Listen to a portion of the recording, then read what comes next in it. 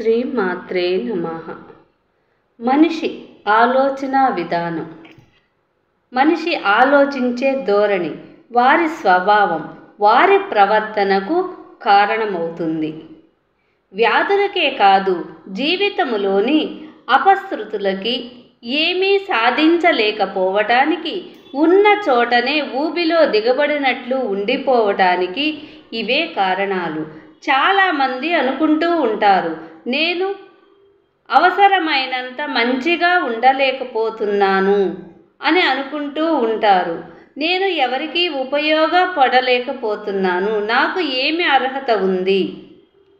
నీవు మంచిగా ఉండపోవటం అంటే ఏమిటి?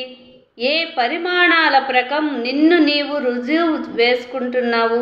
నీవు మంచిగా ఉండలేకపోవాలని నీ మనసులో అనిపిస్తూ ఉంది. నీ ఆలోచన ఏమిటి? ఏ పరిమాణాల ప్రకారం నిన్ను నీవు బేరీజు వేసుకుంటున్నావు? ఈ నమ్మకమే నీలో బలీయంగా ఉంటే ఇంతవరకు ఎంతో కొంత సంతోషకరమైన జీవితాన్ని నిర్మించుకొని ఉంటావు.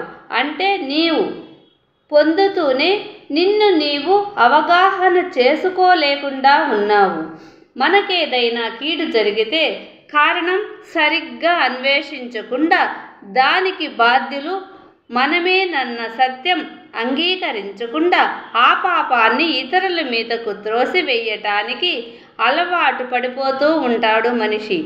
మీకు ఏం జరుగుతుందో, మీరు ఏమి రూపకల్పన చేసుకుంటున్నారో అది మీ మనసులోని ఆలోచనలకు ప్రతిబింబం మాత్రమే. ప్రతివారు నాకు అలా చేశారు, ఇలా చేశారు, నాకెవరూ లేరు, నన్ను వాళ్ళు స్వార్థానికి వాడుకున్నారు, నన్ను అపార్థం చేసుకుంటున్నారు, ఇవే మీ ఆలోచన శైలి.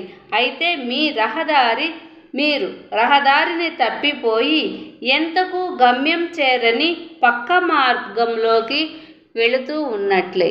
మీ మనస్తత్వాన్ని మార్చుకోవాలి, తప్పదు. మనస్తత్వ ధోరణి మార్చుకోవాలంటే ద్వేషం, పగ, కోపం ఇత్యాదులు, విమర్శించటం, ఆందోళన ఇలాంటిని మానుకోవాలి. వ్యాధులే కాదండి, జీవితంలో అపజయాలకు కారణము కూడా ఇవే. ఆలోచించండి ఒక్కసారి. అక్షరాల ఆణిముత్యాలను షేర్ చేయండి, లైక్ చేయండి, సబ్స్క్రైబ్ చేయండి. మీకు జరిగే నష్టాలకు, సుఖాలకు మీ మనసే చాలా వరకు కారణమవుతుంది.